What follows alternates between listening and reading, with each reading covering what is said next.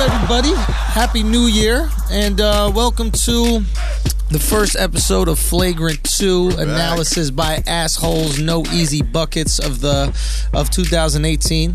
Yeah. I'm very excited to be back. Yes, sir. I'm exhausted. I just got on a flight this morning at 6:30 a.m. To come in here from Canada to record this for you people because I care about you people. And it was imperative that I got here on time.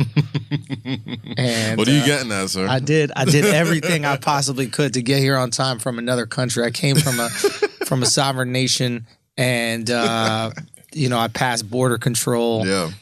And I did it. I flew into LaGuardia. Have you guys flown into LaGuardia? LaGuardia's it's right a bus by my stop. house. Wow. Yeah. So you have It's to a Greyhound station. Exactly. It's horrible. It's absolutely. So you have to, which is so shocking that I made it here on time, because when you fly here to LaGuardia, you get off and you can't just get an Uber pickup. You have to take a bus to an Uber section. Yeah. Then you get your Uber from that section, and then you come in. Right. Yeah. I've crossed multiple boroughs. I was in Queens today, Brooklyn, and Manhattan, and then I got here. And what was so weird when I got here was neither of you guys were here. And I was like, how is that possible, since you guys are a stone throw when we away? started demanding punctuality at this podcast. This is the first week. It's a big deal. This is true. We still kind of working at the kinks, but I know I've been the first one here. I've been locked out of the room, and I've never been like, oh, I just think it's funny how you guys When has are. Akaash ever been the first one here? And Akaash pulled the classic late shit where he tried to be like a good Samaritan. it's like, oh, you guys want some food? Motherfucker, 20 minutes late, he sends a text. Y'all hungry? You want some food? You want some drinks? No, we want you to get 15 minutes less That sleep. was my way That's to what we gauge want. if you guys were there. I thought Kaz might be like, nah, I'll just scoop something on the way, and then I'd be like, I bet. He could have just asked. That's what he could have just. No, he was trying to manipulate us into liking him. Like, you thought that You text, already like me. Bullshit. all right. I just didn't want to say how late I was. I like in you in case y'all were later. 2017. You got clean slate. So far, you fucking up in To 2018. be fair, this only just lets you know how shitty the MTA is, because I left on time. Like I Right. left around like I didn't. 8:39. I know.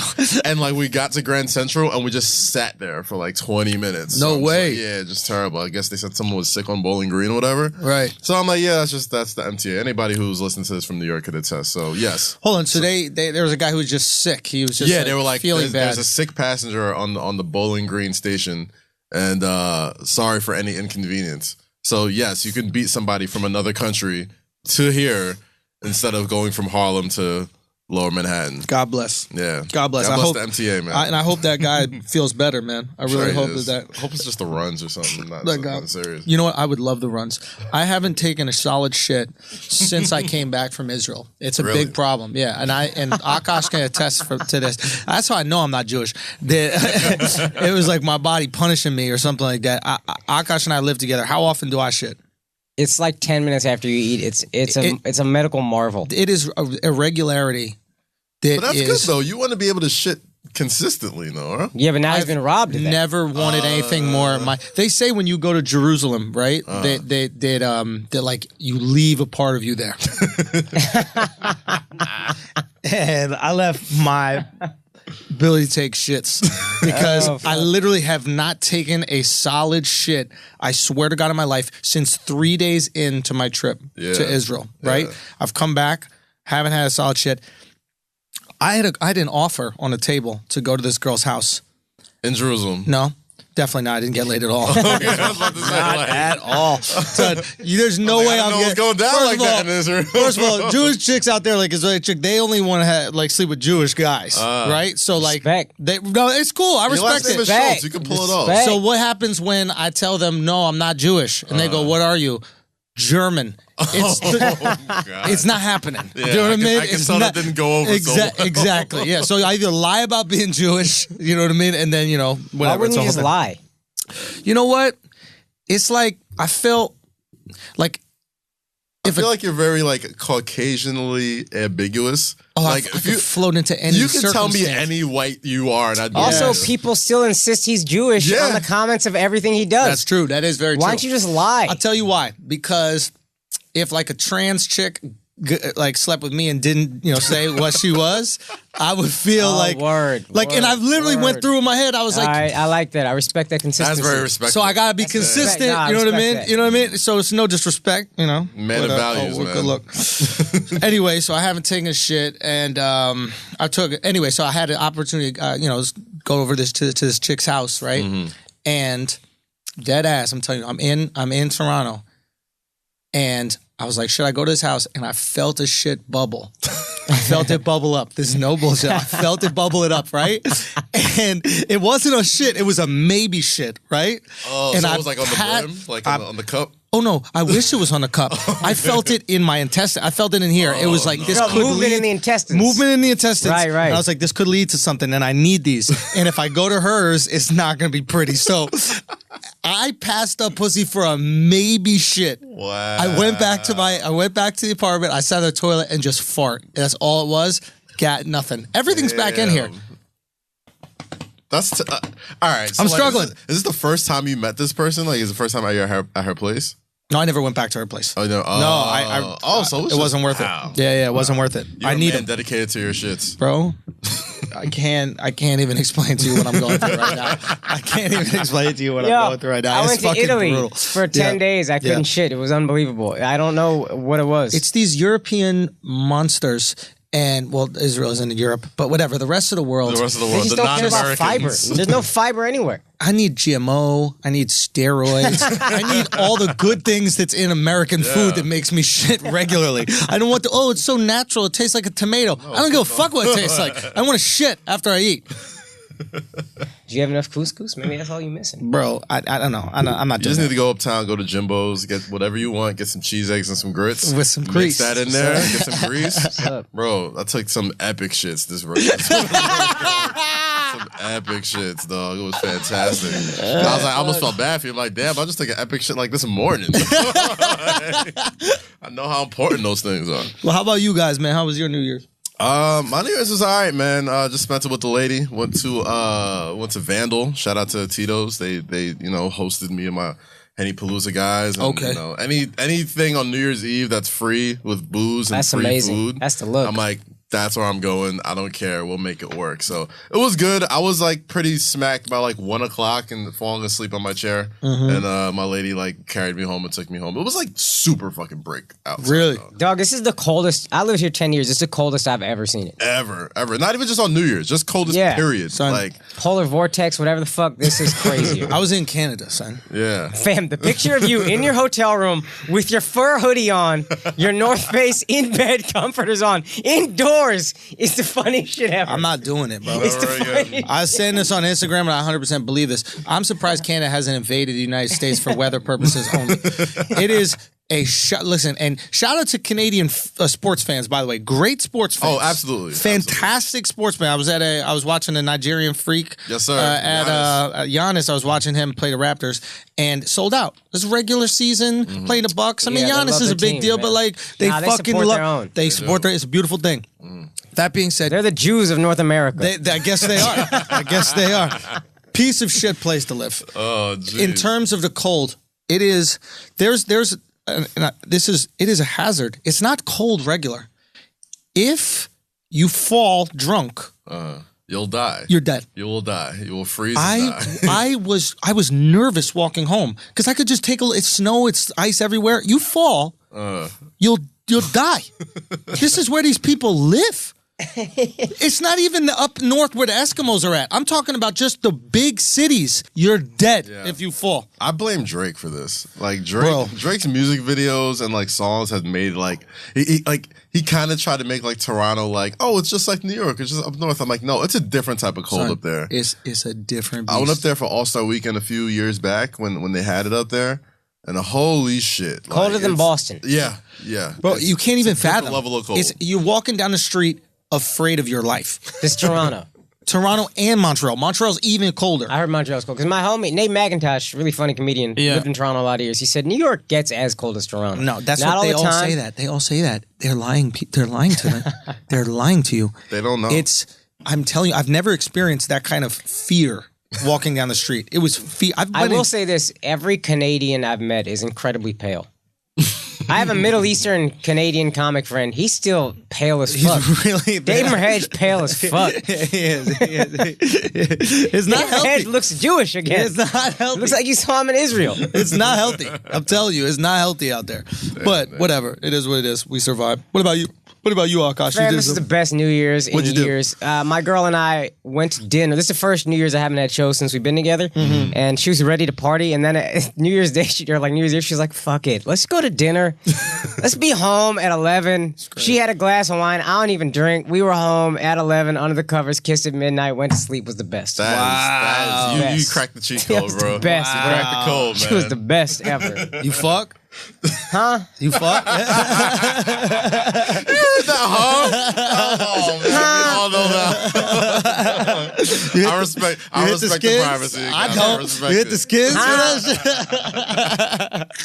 shit? Damn, bro. How's that screen? Alex, we good? All right. Say what? We're good. All right, man. I admire. I almost didn't make it till midnight. It's the worst fucking thing. Yeah. It was whatever. Celebrate a new year, God, all that. Calm down. What happened? Yeah, I forgot. Like the day of New Year's, I was helping my girlfriend move. Right, so like on that, so it was like extra long for me. Like I was helping. Wait, you woke up from New Year's Eve? No, it was New Year's Eve morning. Oh, okay. You know what I mean? Like I was helping her move stuff, like put stuff in storage. Hold on, to where? In Brooklyn. But is she moving to your place? I mean, like no. But but don't make this awkward, all right? I've already had this conversation a bunch of times. Cut to the single. Cut to the single. Zoom in. No, but like it was an extremely long day, and like by the time it hit like 12:30, it's got to be long when you see your freedom just dripping away. Oh boy, that's about to be real long. Hell yeah. Oh god, you know the what? saddest New Year's ever, bro. I know. Well, we celebrating tonight, babe. My freedom.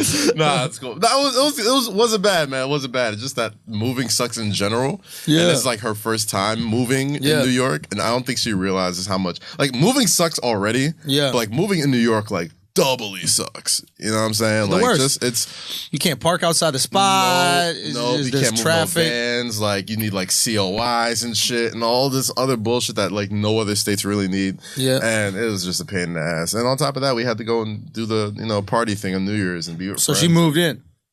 No, not really. So where else could she live? It was a confusing thing, man. It was a confusing thing. We had a spot uptown. The broker had look how happy Alex is. Yeah, Alex already been through it. No, here's the thing. She had Alex holding on to a rent control apartment for his dear life, son. That's his only saving grace to not be with his girl is so he can go to his. But babe, I got this for $1,100. I got a beautiful 2-bedroom for $1,100. I can't give it up, babe. I can't give it up. Man. Yeah, no, it's. I feel your. It's not pain, Alex. It is not pain. It's a good thing. It is a good thing. But it was one of those things where the broker she had the deposit down already, and the broker sold it without telling her. So I was instead of rushing to find another spot, just kick it here for a couple weeks. Kick it here for a couple weeks. Yeah. Famous last words. You know who said that shit? The Native Americans to Columbus. Yeah,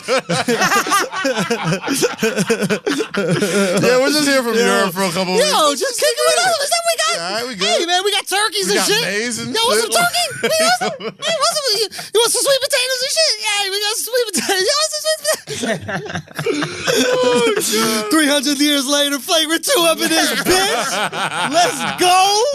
Shout out to colonization, guys. Shout out to colonization. Oh man. Yeah, so fuck it, man. Let's start it up. Let's jump into it. It's first busy ass sports time, man. Yeah, man. We got first of all a lot of shit going on. A very sad injury to one of our favorite players here on Flagrant 2, James Harden. The cute man himself has pulled his hamstring. Apparently he pulled it. He was putting those little mittens on his puppy's paws. really the cutest way to ever strain your hamstring. You gotta lift with your glutes. Yeah, you can't be lifting with your back. You know what I mean? You go pull that hammy. So now the Rockets are without James Harden. Can Chris Paul earn his keep? I think he can, and I don't doubt that they can keep the ship afloat for the next couple of weeks. My thing is, we said this in the beginning of the year. it was James Harden's MVP to lose. And I kind of think with like the past couple of games, where like they blew the game in this against the Celtics. I think they lost like 3 or 4 in a row, whatever. Kaz had an interesting tweet after that game. What was it? I'm on Twitter. After the end of that game, he said LeBron is the MVP. LeBron's the MVP right now, man. Kaz, his biggest advocate, jump ship from a 3-game losing streak. It's over. Kaz gonna shave his beard. I'm done with this cute motherfucker, yo. No, but I always said like. And I said this many times during a couple of episodes. I'm like, they're going to find a way to not get James Harden as MVP, like media voters and stuff like that. Because we always said, like, it just wasn't, we've said this a bunch of times, like, his game is just not, like, forceful. And demanding. Like, he put up 51 in back-to-back games, lost one of them. That's right, and then lost the Celtics, blew like a 20-something point lead in Boston. Yeah. Or something like that. And like, voters gonna look at that. And like, people like... Marquee games matter. It's true, yeah. The nationally televised shit matters. When everybody's watching and, you know, LeBron's having another one of those, like, wow, you look up, it's like, holy shit, he's putting up this. At 33, it's insane. Yeah. And I think he's going to get one of those belated Kobe MVPs where it's like, we probably owe you 2 more, so we're just going to give you this one. Here you go, take it, like, the Karl Malone MVP. Exactly. Yeah. So it's like... We got to think of a name for that. The Karl Malone. No, what is the Karl Malone MVP? Whatever that's, the belated... You know, it's like where, like, you can't give it to the same guy again. Yeah. What is the... I mean, I think it was voter fatigue. Voter fatigue was when they had it. Voter fatigue. Yeah, initially, like when he had like 4 in a row. Yeah. And then like Derrick Rose got that one because like, we're not gonna give it to LeBron again. Yeah. And he just went to Miami, and we're just like, we kind of don't like him. Yeah, we didn't like him. Yeah, we gotta like you for you to win the MVP. Exactly. That's something that people don't. Super facts. That's why Kobe only got one. Yep. Yeah. And I mean, that one year that Steve Nash got it, it was the same year that if Kobe I voted, I'd 81. 100% not vote for you if I didn't like you. Of course. Fuck you. No, I know you're good, but fuck you. Shit, but, you know. But nah, man, I really do think it's. I know you may say it's only 2 weeks and a 3-game losing streak, but like I think it's that slim of a margin between the Rockets and everybody else. Like their lead has dwindled. The Warriors kind of came back. The Warriors are number 1 now. They're number 1 again. LeBron is Steph got to be on something. About to get some help. Steph is I'm sorry. being ridiculous I'm again. sorry. The way he sprained his ankle, and I've had some bad ankle sprains. That was a full 90-degree sprain that he got. It looked like a boomerang. Yeah. His leg. You don't come back in 2 weeks from that.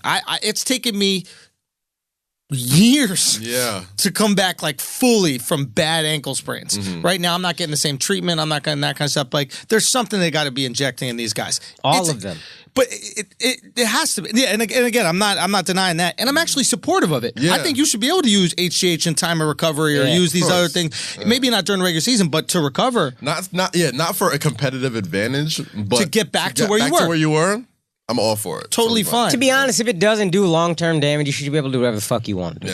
Yeah. And that's the thing. That was the whole steroids argument. Like people were like, offing themselves and shit. And doing all that crazy shit. So they're like, okay, maybe we gotta like chill on the steroids and like really buckle down. But HGH is good. Look at Barry Bonds. He looks as healthy as ever, man. Like, good. Mark McGwire looks fine. Like, Sammy Sosa, all right, well, he's a little light-skinned now, but, like, other than that, he's pretty fine. Like, it's not like... like, here's the crazy thing. Like, we go talk about the NFL and steroids, like, concussion stuff and concussion protocol, that's way worse than any type of steroids people are taking. Yep. You know what I mean? And those are effects you can see, like, immediate. What is concussion protocol? I mean, like...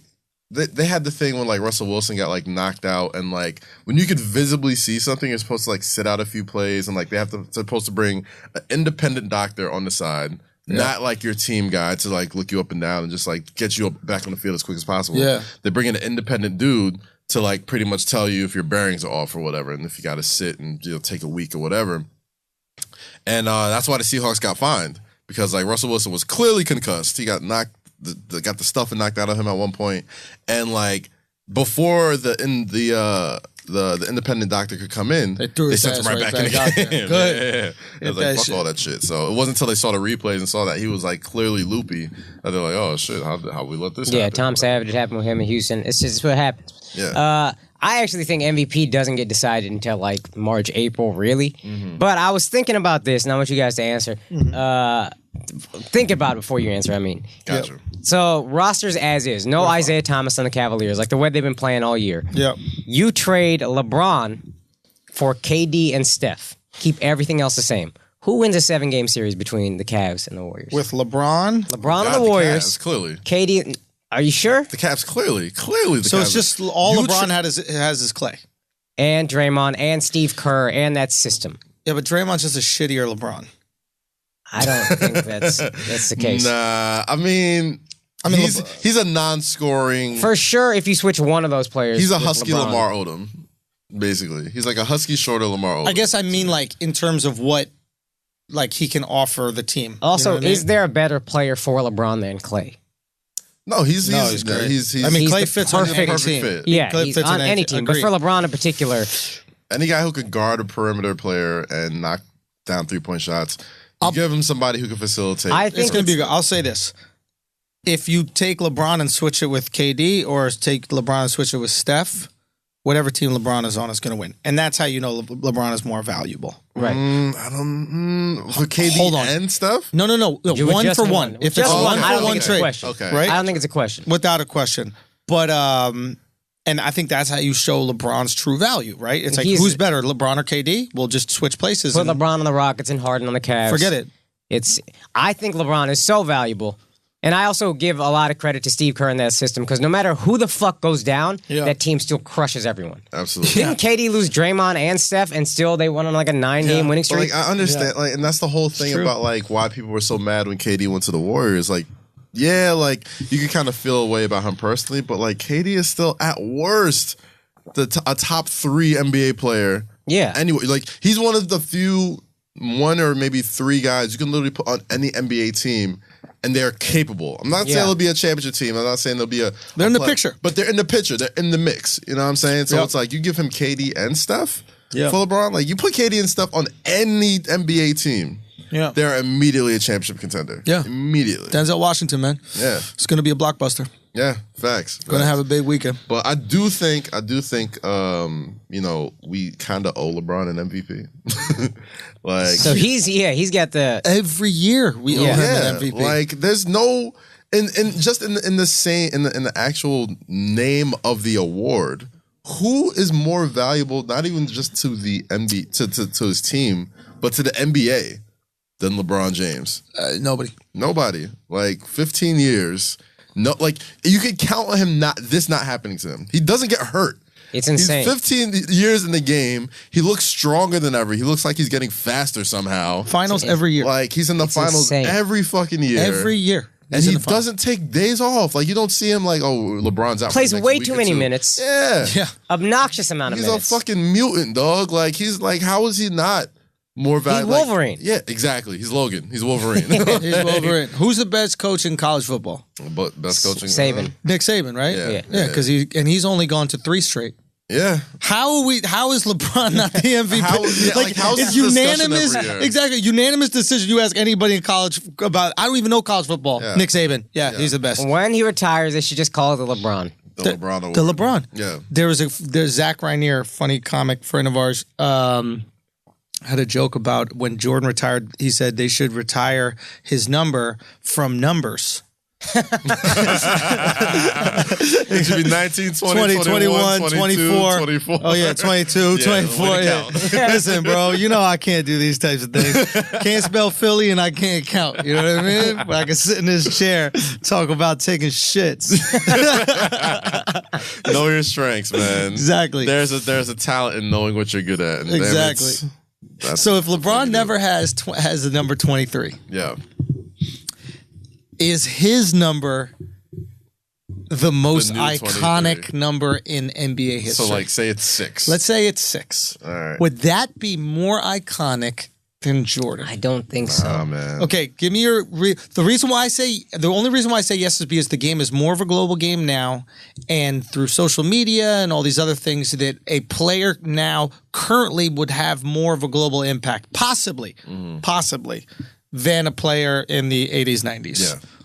I don't think so, just because of the power of Nike, man. Like, the power of Nike and Jordan have made, like, more than the NBA. Right. Like, they have made that number 23 so sacred to everybody. True. You know what I'm saying? That it's like, a lot of this is marketing. A lot of this is PR, man. Like, you know, if somebody wears 23, you automatically think, oh, he thinks he's nice. He thinks he's nice. Like, even if he's nice or not, like, he thinks highly of himself to be like, yeah, I'll wear this on my back. Yeah, I know that I've worn 23 before. I've thought that about myself. You feel better. I won't do it. It's too arrogant of a move. Yeah. You want the lower expectations. Yeah, you know what I mean? You don't want to like, you put it's a target on your back. It's absolutely a target on your back. You wear the number 23, automatically, like, he subs in the game. It's like, okay, this guy, like, okay. But at least give him a little look. But when these kids are wearing 23, are they wearing it for Bron or Jordan? I think Jordan, because I'm sure sneaker culture existed before Jordan. Of course. Mm-hmm. But it wasn't near this. No. Jordan made sneakerheads out of most of us. By far. That's an interesting argument, yeah. Did sneaker did. culture exist before Jordan? Sure it did. It did. Like Chuck Taylors. Some dorks were walking around with different types of Adidas or whatever. Top 10s, get out of my face. Now everybody... The weapons with like Larry Bird and Magic Johnson, which is literally the same sneaker, just in different colors. Converse, get out of my face. Oh, that's right. Converse had some shit. But it wasn't like, I'm cool because I wear these sneakers. Yeah, and 20 years later, you're not... Nobody was getting bodied for those sneakers. Alex is wearing shoes from 30 years ago. Facts. And we think it's the hottest fucking shoe on earth. Oh, it's absolutely and they haven't lost a bit of their luster. It's like, yep. There is no LeBron as cool as that Jordan 1 right there. Jordan's got the best sneaker. But I think that it's not just who has a better sneaker, but that sneaker means so much. It changed culture. Like, that shit moved the culture. It's got to be the shoes. Yeah, it was a phrase. Yeah, it's got to be the shoes. Like, you do the right thing. And I'm clearly... There is that movie, that scene where somebody steps on his Jordan 3s and like they get the airtight fucking Cement 4s, Cement 4s, my bad. Yeah, they get the airtight cap on the Air Jordan thing. Shot of him brushing his. And he can't get it clean. That shit breaks. That's the saddest part of the movie. Yeah, that's sadder than the riot, if you ask me. This man can't clean his Jordan. Damn, bro. Like, Radio Raheem died, and that's sad and all, but like the fucking 4s, those 4s are ruined, bro. See, man, 4s didn't do anything. They weren't loud, except in appearance. But yeah, man, it's I don't know. It's weird though, because you ask a lot of kids, you ask a lot of guys that are growing up, not even kids. You ask a lot of guys in the NBA right now. I forgot who said it. I forgot. I think it was like Wesley Matthews or some like relatively young NBA player, and they were like, "Yeah, I wear 23 because of LeBron James." I'm just like that. That's crazy to me. That is crazy to me. Because literally until right now, I assumed everybody who wore 23 was for Jordan. Yeah. But these kids, they don't know Jordan, just like we don't know Moses Malone. They don't. So like, it don't matter what the number is. LeBron is their guy. Nothing makes me feel older than people like not having to experience Jordan. Not even have to watch him play, but like at least just even like the years after he retired. Yeah. And like they were still looking for the next Jordan, or like even like he still had the flyest commercials of him like just like walking around being a regular guy again. Yeah. like the impact of Jordan, like people don't understand like how, I mean, I'm sure people still understand because like his shoes are still super popular. Yeah. But like be living in that moment, like there's no retired athlete now still that has that impact of a Michael Jordan. And I don't think, like, I guess Kobe's... Remember the commercial, old Jordan playing young Jordan? Yeah. She was the best one-on-one. Doing the You Reach, I Teach type of shit. And, like, he was doing all the old school movies. Remember that? I remember one Jordan commercial. I think it was How old? Like Uncle Drew old? Nah, it was Wizards Jordan. Wizards Jordan versus like rookie year Jordan. And then at the end... He goes, I got next, and then Carolina Jordan walks in. What? And and they both look at each other. It was a fire commercial, and I'm just like, damn, man. Like, I guess they're gonna. I feel like they're gonna try and do that with Kobe, and like have Kobe be like that. Then he raped somebody. Fuck the whole marketing plan up. Yo, allegedly, God damn it. Now, greatness does make us forget. It does, bro. Like, people, and it makes me feel old, because it's like, because I remember people telling me about, like, yeah, Jordan's nice, but he ain't no Dr. J, he ain't no Larry Bird, man. Yeah. I'm like, man, this motherfucker's whack. Yeah. But I'm like, is that how people look at Jordan? Yeah. Like, and I don't remember LeBron. And what's the worst thing about Jordan? like the worst thing that they'll say is, "We're gonna watch this video." He's a sociopath. Yeah, Though. Jordan is a but person. everybody great gambler. is a sociopath. But I want to go. Hold on, what is this? This is the Jordan commercial, the Jordan vs. Jordan. Okay, how long is it? It's Wizards Jordan. You can just watch this it's a first little like minute. 10-15 seconds. All right, okay. Oh, this with the snakeskin 17s too. Those shirts are so fire. Here they go. Young Jordan. Yes. I'm good on any Jordan after 3. After 3? That's insane to me. 4s? Actually, 4s? Actually, I don't like them. I only wear 1s, but I would wear. I do like the what's it called? The patent leathers, the 11. I'll go to the 12. 11s. I'm good up until 13. Yeah. I'm good up until 13. 13 It's like is- a hard cutoff for me. No. Oof, golly. All right, You reach, I teach. Bang. fuck it. What were we just saying now? What was the thing? Who's got the more iconic number? No. It was on that conversation. I had something to say. Kobe. Greatness makes you forget. Greatness does make you forget, man. No. Oh well. Boom. I think Carolina Jordan walks in. Oh, that's what I was gonna say.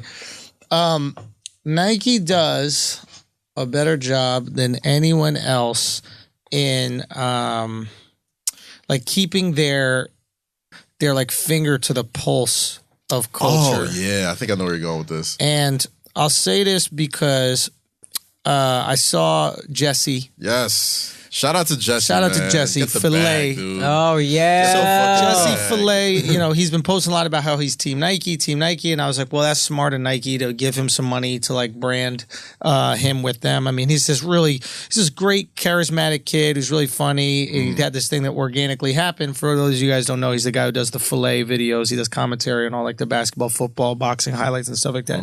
But he's also this really positive kid. He's always dancing, he's smiling. There's a lot of good stuff to get on board, right? But so Nike, every other shoe company could have approached him. Every other company shoe did. I could tell you straight up. and he said no. BR, we wanted to do something with him in Under Armour for Steph Curry, Really? and like we were late. Oh, We were no, late, that's like- what I'm saying is like every other one could, Yeah, but Nike was there first. Nike was there first. You Yeah, know, they got to him first. Yeah. Because look, we had him on a podcast here. It's not like you couldn't access him, but we didn't He's do it. And incredibly accessible, Very- incredibly approachable. Yeah. He's nice dude. great guy. So here's the thing that I respect about Nike is that like in my experience with executives, and this is not all executives, but a lot of executives are detached from the culture and the people that they are making content for. And what they do is they trust maybe their assistant, maybe they trust their kid, maybe they trust these random people with literally all of their cultural knowledge about them. And this happened when I was at MTV. You had these execs who were a little bit older and they were a little bit detached from the culture, didn't know exactly what was going on. But they would have, faith in certain people. They, trust Charlemagne. They trust, and there's good people that they could actually trust. Yeah. I feel like a lot of brands don't do that well. They don't. And I think the reason Nike stays one step ahead of all of them is because they do. And I Matter don't of know fact, who it is that they're hiring. the only reason Adidas got Yeezy Yeah. is because Nike got Yeezy first. Yeah. Established Yeah, and Yeezy, then and then gave they it up. fell out. Yeah. And then Adidas was like, oh, this works. Yeah. They didn't Not for go out nothing. and say, hey, let's give this rapper a sneaker. Yeah.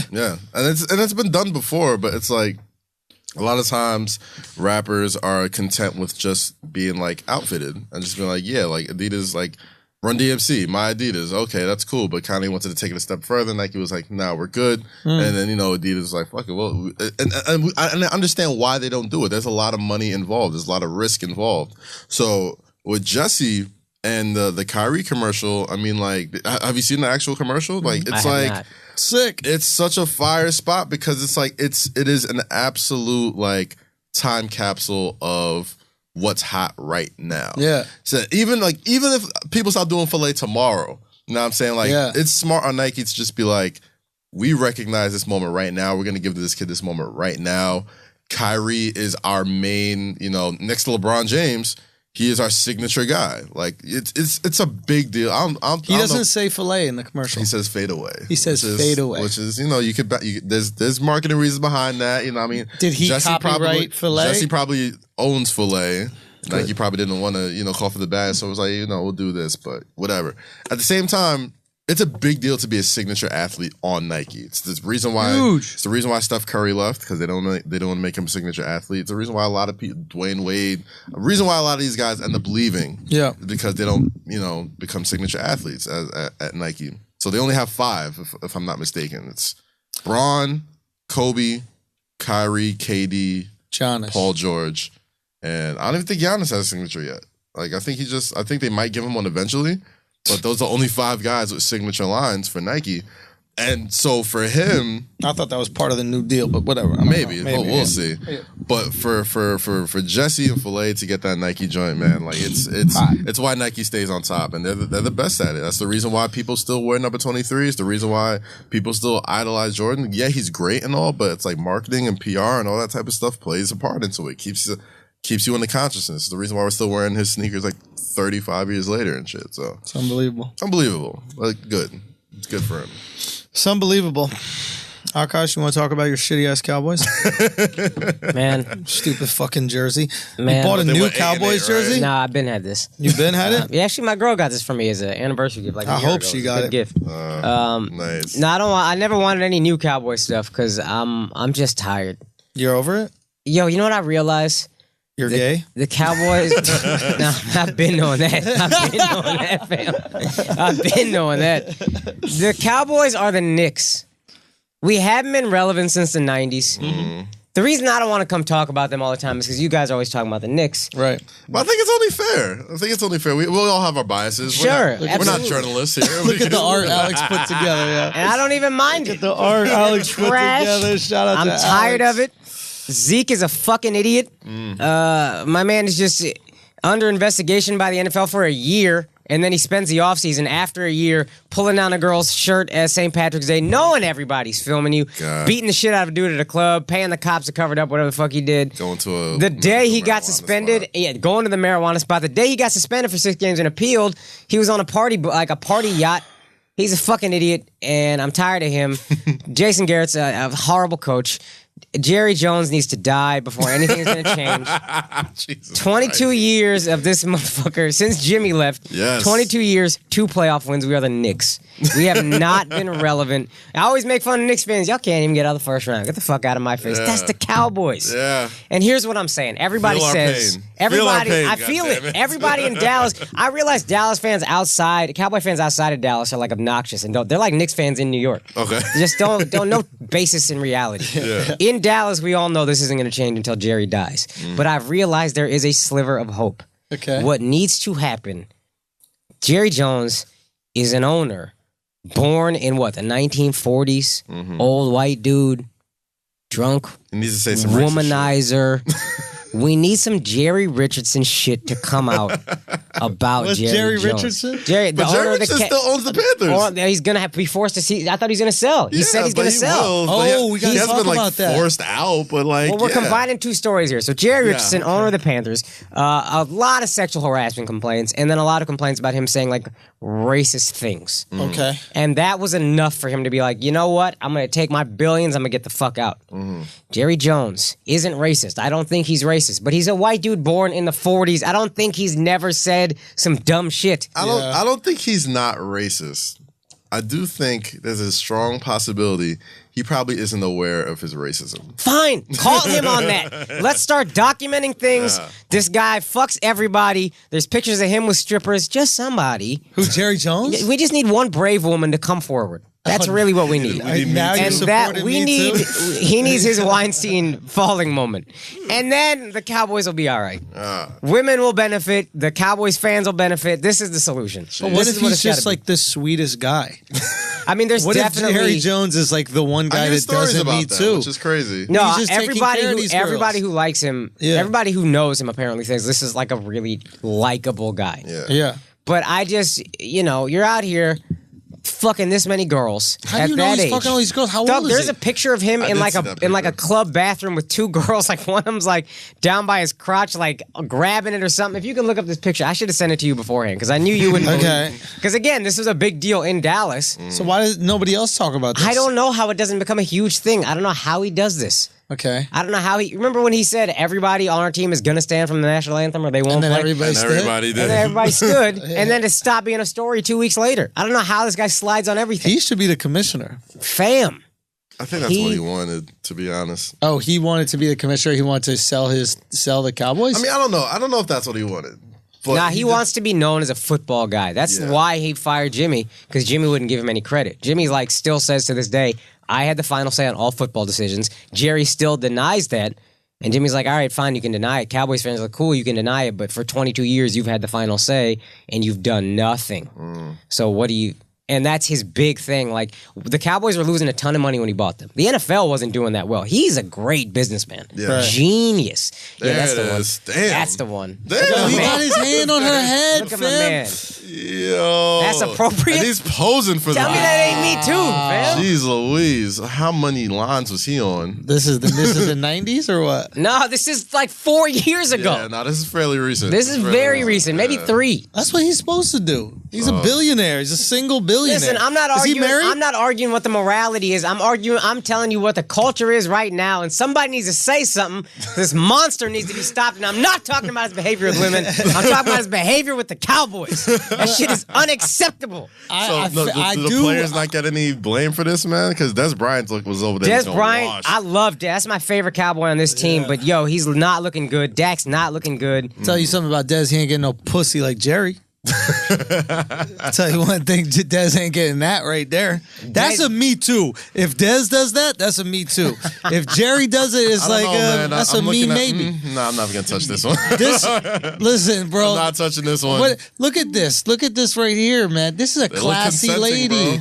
Listen, of course she's consenting. Hey, I'm not arguing whether or not they look consenting. I'm just saying there's gotta be one girl. What line do you think he said to get her face right there? Here's $1 billion. Nah, he's not giving no $1 billion. He probably says some slick southern shit. Here's $1 million. He said $8. Here's $8. Sure, okay, I got it. Hey, sweetheart, will you go down there and check to see if my zipper's unzipped? Listen, I'm not arguing what's right or wrong. I don't care. This looks somewhat non-consensual until you see her hand on his chest. That's the consensual. I'm not. hand. Listen, I'm not arguing these pictures. I'm arguing in general with all the women he's untucked. He done got his dick sucked already. So Jerry Jones gets ousted. Who's the guy for you? Oh, who would I prefer as an owner? Who do you prefer? Literally anyone? Yeah, pretty much anybody. Keep him behind the scenes. Let Honestly, him make money. bro, I think that you're judging Jerry wrong. This is giving me a whole new respect for Jerry. Yo, as a man, I'm not judging him as a man. I'm judging him as a football owner. This girl's as a GM. throwing it back at him, tongue out the mouth. He got the same Liam Neeson taken face in both pictures. Son. Jerry Jones is... Look at his face. Acknowledge the fact that he's stone cold. Listen to He's this. like 8 Jim Beams down. Oh, That's it. But no emotion whatsoever. So in case it does go to the courts, he can say, honestly, I was pushing this woman off of me. There's no joy. He would say, I was taking, sweetheart, move your head from my crotch, please. This is inappropriate. That's how this works. Just trying to do it. Jerry is everything you want to be. I get that. Yeah. Let's talk about what this is really about. You have a girlfriend. And she doesn't allow you to appreciate real men. Okay? This is some soft ass beta male shit that you're doing right now. You see a man out here getting pussy and your girl put the kibosh on that. Okay? She bought you a faithful ass Emmitt Smith jersey. Not a Michael Irvin jersey. I got an Irvin jersey. No, it's not Z. Oh, it's not? I got That's Smith, right? It's Emmitt Smith. Yeah. I got an Irvin jersey. You got an Irvin. You ain't allowed to wear it no more? I be wearing them. No, you don't. I be wearing You don't wear that. You wear it on laundry day. Go watch your Emmitt Smith jersey so you can hang around the house. This is a real man right here. Jerry Jones trying to protect the NFL. Oh, man. You know what I mean? I love Dez. Dez out here fucking hoes. No, he not. Dez married. Dez ain't married. Yeah, Dez loves fucking. What do you think X is? That's for the X chromosome. That guy likes dudes, bro. He ain't even out here. Dude's got a Y chromosome. Whatever, motherfucker. I ain't no scientist. Fuck, I look like a scientist, bro. I don't know anything about that shit. What? Y'all thought I was a scientist. I was half right about that shit. You can only be half right about that. Whatever, yo. I got that 50%. You know what I mean? Shout out to Jamie Lee Curtis and her should have had a dick ass. Oh, God. You heard about that, Jamie Lee Curtis? You heard about that? What? Jamie Lee Curtis is born a genetic male. Really? But a certain amount of people don't have this. So I actually do know a little bit about science. So you know a little bit about dick. I know a lot about dick. You know what I mean? A lot about it. No, but Jamie Lee Curtis, what is it? When you're born, everybody's born, or not born, but like when you're inside the belly, you're a woman, and then testosterone masculinizes the brain, right? So certain people have this thing where they just don't accept the testosterone. They just don't accept the Y chromosome. Okay. So she was born genetically to be a man, but she has this issue which doesn't allow her to accept the testosterone, and then she never changed. I don't know, bro. Still kind of gross to me. I mean, still kind of gross to me. It is some wild shit, but that's just what it is. It's just the miracle. All right, so in conclusion about Jerry Jones, we just need a couple allegations. Hearing you bitch about Jerry Jones makes me realize how silly Knicks fans sound blaming it on Dolan. How? Because it's not him. He just cuts the checks. He just cuts the checks, B. Because Jerry No, he Jones, doesn't. He's the GM. No, Dolan He's just cuts the checks. titled himself the GM. Yeah. But Dolan is also involved in these decisions. No, like but Dolan Jerry is gonna says, I am the GM. I will not hire a GM ever. right. He literally said to him, there's a radio segment on the ticket. Somebody called in, started yelling. It was like 15 years ago. And this was like 20 years ago, maybe. He said, do you like those 3 Super Bowls? I hope you did. I hope you did very much. And then I think he said something to the effect of, I will give up being GM when I'm dead. I like that. And that's it. Cool. You can do that. You own the team, but you're not good at it. Fair enough. But, okay, let me ask you this hypothetical question, right? You are a billionaire. Right. You are going to die one day. All you want to do is be the GM of a football team and win a Super Bowl. Don't you have the right to do that shit? I'm not saying he doesn't have the right. You just would prefer he does. I would prefer he didn't, and that's why I'm saying if one of these girls just wants to come forward. Yo, you know Jerry I mean? the type of dude to be like, she asked for it. I really feel like Jerry might, honestly, Jerry not going to apologize, big too, man. Bro. Yeah, I did it. But she wanted it. She wanted it. You know what it is? Here's the thing, right? So with the Jerry Richardson thing, like there's pressure on him to sell, right? No, I heard he said he's gonna sell. Yeah, I mean, because of all that pressure. Right. Jerry Jones seems like the type that'll say, "Fuck you, I'm not selling. I ain't selling." He's like, "What you gonna do? Not come to Cowboys games?" From what I understand, the reason he wants to sell is to get out ahead of the NFL doing to him. Because it what happened to what Silver did to Sterling. Because it was tragic what happened to Sterling, the way he sold his franchise for $2 billion. I mean, that's what also Jerry Richardson's like. I'm gonna make billions of dollars, whatever. But the inevitability he saw was that the NFL was going to make him sell the team. So that's what I'm saying. This is the sliver of hope. Well, I hope Diddy gets it. To be honest with you, I really do. Panthers? I think so. I really hope. I think it'd be great. I mean, you can't deny Diddy's marketing ability. He's a fucking genius when it comes to marketing. Who's better than Diddy? Listen, if you want to make the NFL a little bit more friendly to us coloreds, you let Puff get his team of really rich friends and buy an NFL team. Easy. I'll be at least interested. Play all the games on Revolt. Now we got a reason to watch Revolt. Diddy actually pays. I don't know when this happened, but he actually pays. Yeah, he Shouts pays. to Joe Budden. Yeah, shout out to Joe. Got the bag, man. Did they sign up on that? I think they confirmed it on New Year's Eve when they did the New Year's Eve party, whatever they were talking about. But is Act gonna go as well? They didn't talk numbers. I haven't seen Ack around them at all, but I think Ack's straight. I think those gamer YouTube checks are, Oh no, it's real money. He's got it, man. That is huge, man. Yeah. Yo, Joe's come a long way, man. Yeah, man. For somebody who stays irrelevant, bro, that people say he's irrelevant, that motherfucker manages to stick around. He's the Kenny the Jet Smith of rap. Oh shit. That is the most appropriate comparison I have ever seen. Oh my God. The Kenny the Jet Smith the Rat. Wow. I immediately got that.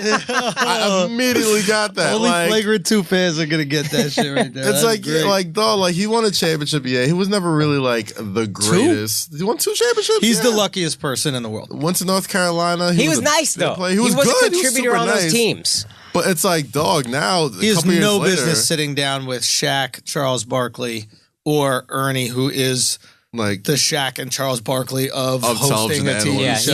He's the GOAT. Oh, dog. Like the fact that Kenny Smith finessed his way. It's amazing. But he's actually good at being great at what he does. He might be the best of all. Best of all. Yeah. So he's there for pure merit. But in terms of skill. Like there is no inside the NBA without Kenny Smith. How crazy is it that Shaq has all these balls telling Barkley to shut up because he has no championships, and none of them, Shaq nor Barkley, ever go, Kenny, you weren't that. You were regular, nice, bro. Yeah. Vernon Maxwell was better than you. Regular, you know what I mean?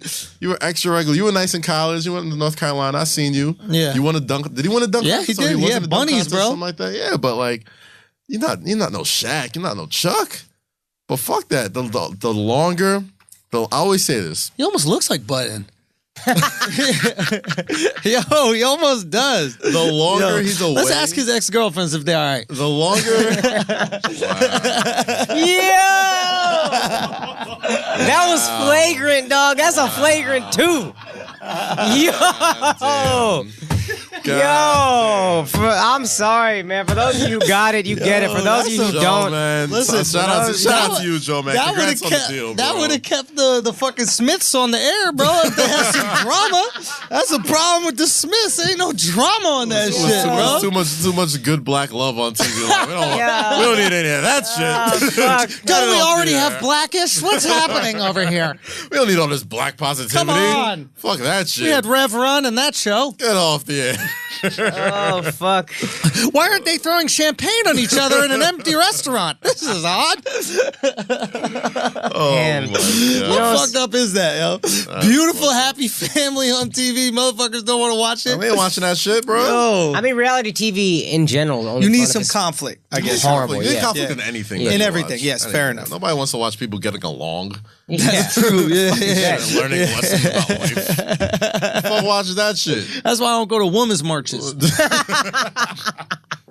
Too much unity, right? You know what I mean? Positivity. Yeah, man. fuck out of here with all this shit. Negativity spreads faster, goddamn. Let's go. Need that shit. But yeah, shout out to Joe Budden, man. He really shout out to Andrew's joke. He was waiting to use that shit the whole time. As soon as he heard Joe got the deal for sure, he was like, that shit like fuck. this. You know, I had the slow cock. You know, when you're behind like a wall, the bad guy doesn't know you're there. Sitting on a platform. Oh man, I really feel bad for people who didn't get that. It's all good. I feel worse for Joe Budden's exes, but I feel bad for people who didn't get that. God damn it, man. God damn. Joe's a friend. He's a friend, all right? I will not shit on this man's life right now, all right? Shitting on him. I will not shit on his past, man. He has a great future in broadcasting. He just had a baby. Hey man, shout out to Sin. Shout out to everybody. Yeah. I will not partake in this Joe Budden slander. God bless, man. That's beautiful. Baby and everything. Congrats. That's gorgeous. Childbirth is a painful thing. I can think of other things that are painful. Yo, I'm good. I'm done. Nope. Akaash has left the room. He has left the room. Nah, man. Nah, bro. Y'all. That might be the most flagrant. That might be the most flagrant take we've ever had here. Oh man, Jesus Christ! Y'all are terrible human beings.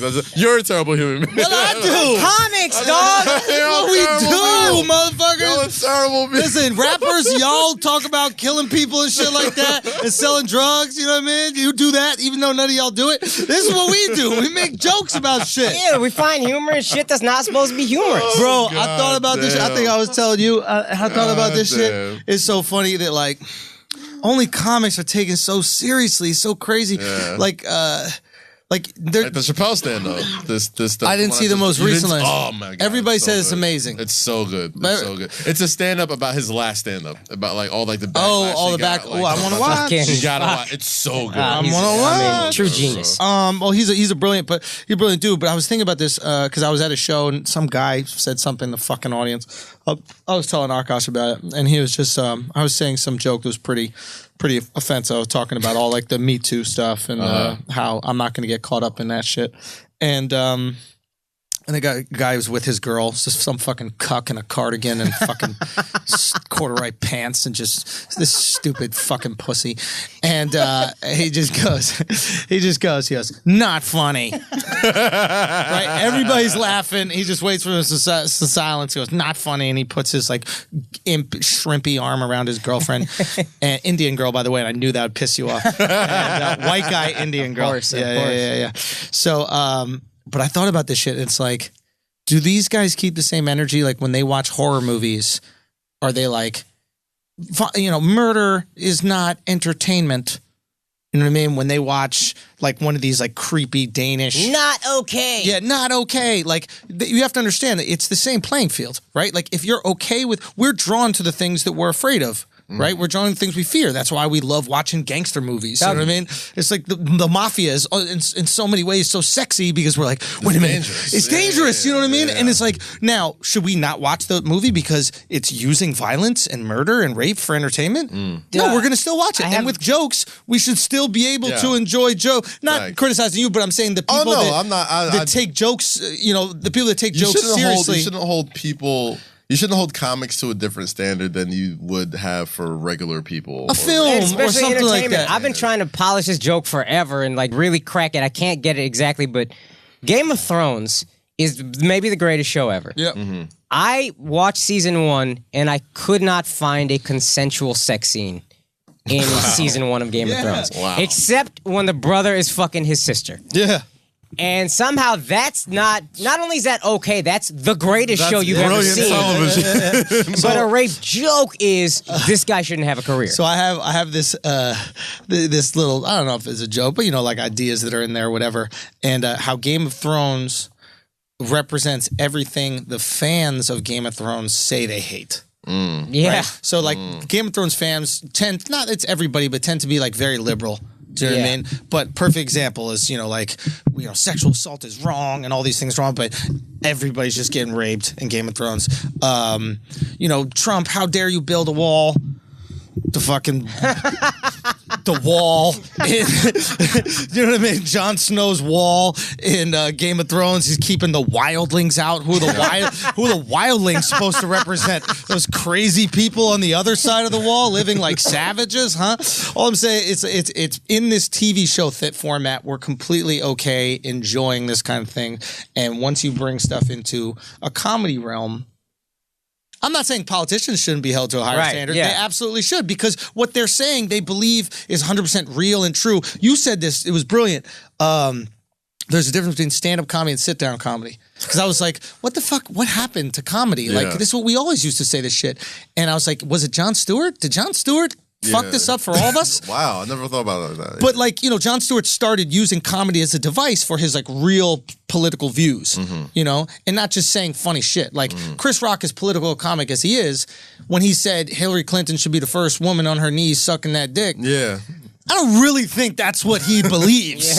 I think he understands infidelity can happen no matter how often your girl sucks her dick, But I think John used comedy as a device, and all of a sudden it started making comedy more real, like it was like factual, and we needed to fight for a cause. The Daily Show went from like, okay, it's like a satirical thing to like, oh no, some people legitimately trust Jon Stewart over as the news, fam, like Katie Couric. Yeah. You know what I'm saying? And it's like, oh, he's a comic, but he liked that. I think he liked that. He loved it, man. And like that, it kind of John Oliver thinks that way. It legitimized Comedy Central, facts, even more than like South Park did. Way it's more. like, dog, like the Alex that came from the Daily Show, the Samantha Bees and the John Olivers and the Hassan Minaj's and like all these guys that got their what's the guy, Larry Wilmore, not Larry Wilmore, but he was around for a while. But it's like, of course, the Daily Show really, it springboarded all these people to be these political commentary folks, but with comedy and shit like that. So it's like. It's a weird thing. It's a weird thing where it's like, yeah, we want to look at our comedy and take it as that, but at the same time, the world's so fucked up. What's the difference between Samantha Bee and fucking Coda or whatever the shit, whoever the bitch that hosts Today's Show or whatever the shit. I don't know. Like, what's the real difference? Hoda, whatever. I don't watch soccer mom TV. You know, like, what's the real difference? Like, one's funnier than the other, and like, yeah, sometimes they say some real shit. So I don't know. It's crazy. It's you know. I didn't mean to shit on you guys with the. No. We weren't responding to you, dog. We were responding to just what we got to deal with as comics and being held to this high standard. Yeah, man. But that's the thing. There's a difference between the stand-up shit and the sit-down shit, bro. We're out here to have fun. That's the agenda. My agenda is comedy. Big facts. You know, that's really, really what it comes down to. Shout out to Joe Budden. Yeah, for Shout out to Joey, man. Making money. Congrats on Go the get deal, it. Bro. Get your deal, bro. Make it happen. Revolt. Hey, did anybody watch college football playoff? I did actually, and there was one part. I mean, obviously, you know, I guess Georgia and Alabama, surprise, yeah, in the championship game. But one moment that I definitely wanted to talk about was the end of the game, where I forgot the name of the linebacker on Georgia, but Roquan Smith. Roquan Smith, when he was shaking hands and Baker Mayfield shaking hands with the Georgia team, whatever. He's yelling at Baker Mayfield, humble yourself. Like, as he, like they didn't just give up 50 fucking points. Damn. It's like, my dude, like, bro, this guy didn't just light you guys up for 40 plus points. I'm talking about so fucking hard, man. Relax. So I thought the exact same thing. I wanted to see Baker Mayfield and the Crimson Tide so bad, dog. Like, I really wanted to see that, but. Is that guy good, the linebacker on? He's good. If it's Will Roquan, he make the league? Roquan's really good. Yeah. He'll be in that. Yeah, he'll definitely make the league. First round. But first round. Yeah. Okay, fair enough. Pretty much a lock. I was kind of low key hoping that he was trash. You know? It would have been news if it was somebody that was trash. Because it'd be really funny when Baker Mayfield walked into One Oak and he saw him at the door and he was just like, "Humble yourself. Take that little red rope. Humble yourself and let me in. Thank you." Yes, and I'm getting in with these shoes and this hat and these shorts. We're not doing these shoes and hats today, bro. All right, so what happens? We don't care about this. Do we care about the... I mean, I just wanted Baker to win. I like to see... You want some personality in it, right? Yeah. The coaches are the most popular players in this... Yeah. Or not. I don't even know who the Georgia's coaches. And some young... apparently is one of Saban's old assistants who coaches Georgia. So I guess that's the intrigue there. But ho-hum, we know Crimson Tide's going to win. They always win if they're in it. Unless they have like some... What's-his-face... Deshaun Watson type quarterback that they're going against, or Johnny Manziel type quarterback that they're going against. Like Georgia doesn't really have that. They have a running game. It's tailor made for the Alabama to just run them over and overwhelm them with their defense. So you know, why does a guy like Saban not coach in the NFL? He did. He did. Yeah, he wasn't good. I mean, he was all right, but then he just left. Which is why I still don't like him, because he just wasn't honest. Like, reporters were asking him when the Alabama job opened up, "Are you going to be interested?" And he was like, no. And then he like really dressed down one of the reporters, like, "I'm not interested in that job. Stop fucking asking me." And then he just left. Like, I don't even think the season had ended. Maybe that was another college coach that did that. Where was he? Where was he coaching the Miami Dolphins? Miami Dolphins. Yeah. So, okay, let me understand this. You have these people you have these college coaches that have immense success at a collegiate level and then just can't hack it at the pro level. And then you actually have the same thing. Yeah. The other way around. Yeah. Right? You have certain NBA coaches or certain professional coaches that just don't have the same exact success in the NFL. Charlie Weiss was the offensive coordinator of the Patriots and went to coach in Notre Dame, I think. Yeah. And then just couldn't hack it. He had some decent years in Notre Dame, and then it was just like super arrogant. Went off the rails. So what is it? What is it? What is the difference? What do you guys think? I think it's more control, man. Also, recruiting is a big thing for college football. What makes somebody such a great coach at one level and not so much at the other? That's what I'm... To me, I always believed that coaching college kids and coaching grown men with actual lives is way different. That's a great point. What I'm saying? Like it's way easier to get some kids fresh out of high school and groom them and mold them and yell at them and be hard on them. It's a lot harder to do that. The pros making more than you. Exactly. It's a lot harder to do that with a bunch of professionals that are millionaires. And you're more replaceable than them. Facts. In the NFL. In the NFL, if shit goes off we were just talking about it. If shit goes off the rails, the first person who has to roll is the head coach. You know what I'm saying? In college, if the shit goes bad, we got to do more recruiting. We got to do this. We got to do that. You know what I'm saying? Like there's an out. Also, I think recruiting is a big deal because in the draft you choose the players, and recruiting in college the players choose you. Ooh, true. So that's a huge deal. True. Being a good recruiter is a huge thing in college. Yeah, I can't think of the guy's name right now. This is embarrassing. Tom Herman, he just went to UT. One of his biggest strengths was he's a great recruiter. You always hear that when a coach gets paid a ton of money. Jimbo Fisher, great recruiter. Pay him tens of millions of dollars to come here. I think his contract is like 5 years, $75 million, something crazy like that. And it's because of his recruiting ability. And what does that mean? You just go to these kids' houses and you charm them. Sell them. Yes, you sell them. Sell them on a dream. Sell them, you'll get them to the NFL. Sell them this. You give them some money, I'm sure. A good amount of money on the low. Yeah. But they got to choose you. In the draft, you choose them. And not for nothing, like, there's a lot of programs, like Alabama being one of them, that's more prestigious than a lot of NFL jobs. Yeah. You know what I'm saying? Like, you are the biggest, like, is there any pro teams in Alabama? Not really. No. They're the biggest thing going in that state. He's the highest paid. You're a superstar in Alabama. Yes, he's a superstar. He's the highest paid employee in the entire state of that place.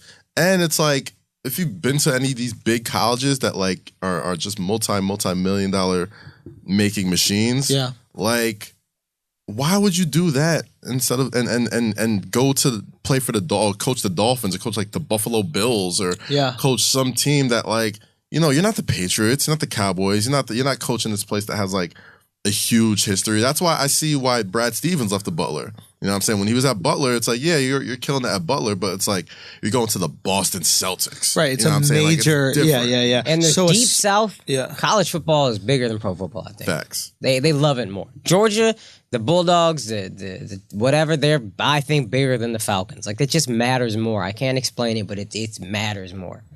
Yeah, why? I never understood that. Maybe it's because I grew up in New York with like the Knicks, but like I remember going through that point in time where I was deciding if I was gonna like a college team, and this is when St. John's had a couple decent years. Barkley, what was his name? Eric Barkley. Eric Barkley was hooping there, and there was a few other guys here, and I was like, I guess I'll be a St. John's fan because I'm from New York, and that's what you do. And it didn't make sense to me. It was like, well, I don't go to the school. My dad didn't go to the school, But in other parts of the country, it's completely normal if you grow up in the town of wherever Auburn is, that you, even if you didn't go to Auburn, right? You can be an Auburn fan. Yeah. I mean, I was kind of the You're same almost way, expected. Man. I was kind of the same way. When I was growing up, I was a huge like North Carolina Tar Heels fan. I was a Duke fan. It was like we made a decision though, but it was But your father went there or something like that. Your mother went there. No, I just no connection, none at all. I was just like Jordan went there. Jordan went there. That was my thing. Like if Jordan and Vince Carter went there, I was like, that school's awesome. They have cool jerseys. They got the cool shoes. Like you know what I mean? Like they were always in the Final Four. Like. I like them. Part of Were you like an A&M fan or some shit? I tried to be a UT fan for a little bit, and I was like, if I'm not gonna go there, I'm not gonna be a fan. I felt weirdly embarrassed about it. Yeah. But again, you grow up in Louisiana. LSU was a big fucking deal. That's the team, more than the Saints even. Saints matter, but I think LSU matters more to a lot of people. Facts. You know what it could also be? It's like in some of these towns, the town really is the school. Yeah. Like your family works for the school, even if they didn't go. But even if you're not in Tuscaloosa, where Alabama is, you're still a massive Alabama fan in Huntsville or wherever. Like if you go to Austin, Texas, you see nothing but Longhorn shit. Yeah. If you go to where's Penn State College, you see nothing but Penn State shit. Like I don't think people really understand how much these college towns are really towns. Like that's all that's there. Yeah. Like you go to, I mean, LA might be a little different because it's UCLA, but like USC, when USC was USC, bro, they were a hotter ticket than the Lakers at some point. I think it's still the football team of LA. Yeah. I lived out there for a few years, and USC was good, but it seemed like I think that's why pro teams have a hard time surviving. The team is USC. Yeah, I guess it makes look a lot. You know, a lot of people believe in Jesus. Not all of them are from Nazareth. So I guess it is possible. I'm just a fan of Nazareth. Yeah, it's just a good place. I grew up in Bethlehem. It's right down the block. You know, it's fun. Oh man, fun times. So Avery Bradley, did you guys hear about his little sexual assault case? Oh boy. No, fuck. I didn't want to click. It was too much. Well, okay. So here's the thing that was. So basically, what happens is a girl didn't even come out. The story was leaked in some way that like there was a sexual assault, and the girl had signed a non-disclosure agreement after Avery paid her some money. So they already had an agreement that we're not going to talk about this. Whatever happened, regardless if he did do it or he didn't do it. It doesn't matter because he came to an agreement with the girl. She wanted money. Okay. I imagine hush money, I guess. She wanted essentially hush money. He paid the hush money, and then later the story came out. All speculatory, by the way. This is alleged. That part is factual. About the non-disclosure, and they've come out and say like this non-disclosure was not about him admitting guilt here. This was about not letting the story get leaked. And to be honest, I understand doing that because the second a story does get leaked, you're guilty in the court of public opinion. It's frightening. Like I think about that myself. Like if somebody would come to me and say, hey, you either give me this or I'm going to leak this story, and I was one of these big figures, you have to consider the options. I heard a story that Bieber made a girl sign an NDA before. And I think that's what you do. Oh, before he slept with her? Yeah. Oh, apparently Leonardo DiCaprio does that with every single girl. You come into the apartment and there's a list. You got to sign. That's crazy. Don't talk about it. Give me your phone. But it's crazy, but like I get it. You know what I mean? Like it's too much of a risk. I think, and I'm really encouraging everybody to watch the Chappelle stand up because he talks about all this shit. Yeah, and it's like talking about imperfect allies and like like it's hard being a woman right now at the same time, but like you gotta understand like you have to be a little bit more understanding and just the way he worded it. I'm not gonna word it as perfectly as he did, dude. But it's just like dog like. At some point in time, yes, we understand that it's hard being a woman and all this other stuff, and with Me Too, everything happening going on. But like, you gotta understand, like, there are some women who will use that to their advantage, right? And like to pretend that doesn't exist is only hurting the people that is really happening to. Yeah, you know what I'm saying? So it's like. Yeah, if somebody wants to have an NDA and do all stuff to protect themselves, like they should be perfectly within their right, and they shouldn't be guilty in the court of public opinion before any real facts come out. Yeah. But it's so touchy and it's so hard to really articulate. Anybody who listens, I really hope you guys watch that stand up and just the way he worded it. Let's try to watch that next week. We'll talk about it next week, man. Facts. Yeah. I mean.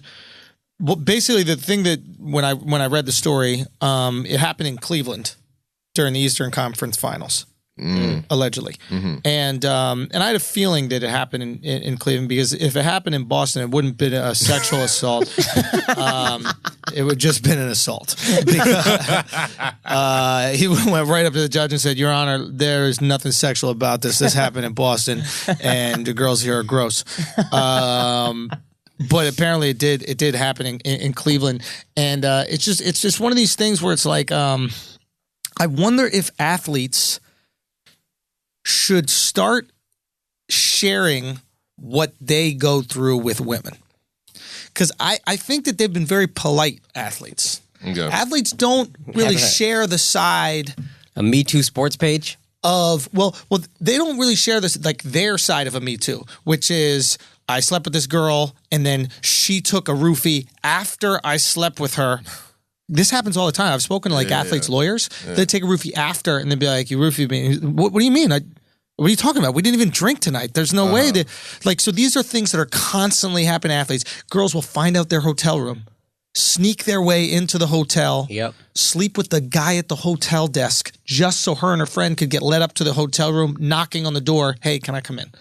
Like the intense, like I don't want to say they're victims, but what I'm saying is there are a certain amount of women that are hunting these athletes, and this is a real thing that happens. They're taking advantage of them, and we're not trying. And I understand we're probably not trying to. You're not trying to victim blame. We're not trying to say it's not anybody's fault at all. But like I just think.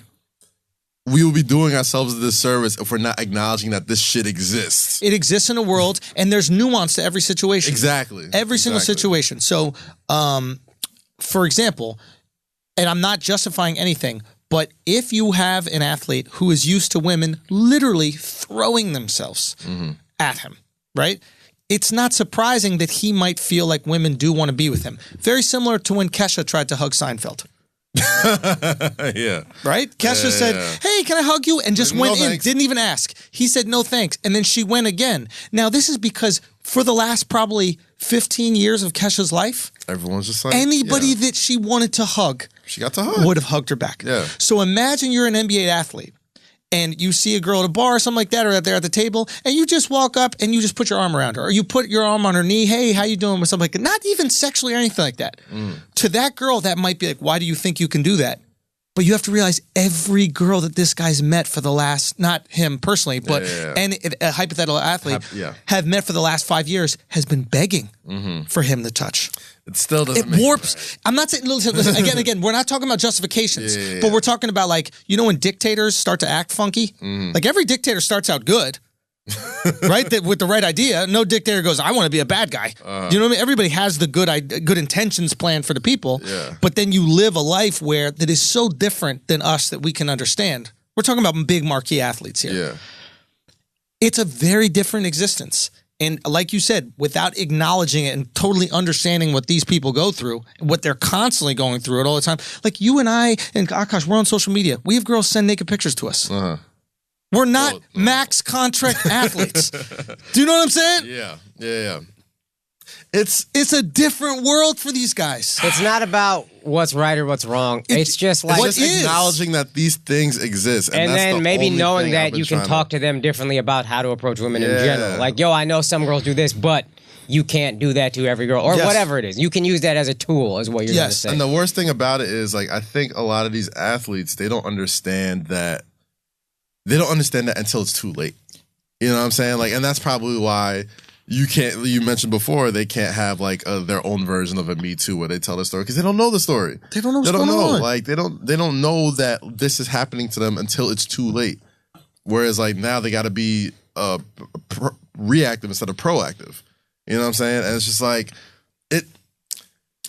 I'm not saying most there aren't. Athletes, here's an interesting You're not thing. blaming victims. And listen, let's make that very clear. And I think everybody who listens to this podcast kind of understands who we are and our sensibility, and they know that that's not what we're about right here. Well, all I'm trying to say is, imagine that you have girls knocking on your hotel room door at 5 a.m. that you've never met, trying to come in. Every girl that's ever come back to your hotel room as an athlete, right, or even an entertainer or something like that, has had sex with you, tried to have sex with you, etc., had brought their friends that had sex with you. This happens. And then you have a girl or two in your hotel room, right? And you get naked because you're like, yo, I thought we're having sex. And they're like, what are you doing? We're just hanging out. Now you're the weirdo? Or you've been conditioned to think that's what happens at 5 in the morning? The way I would think to put it is like Macaulay Culkin is got a fucked perception of things, right? Because he grew up as the most famous 8-year-old in the world at one point in his life. Right. Now, that doesn't make anything illegal he does okay.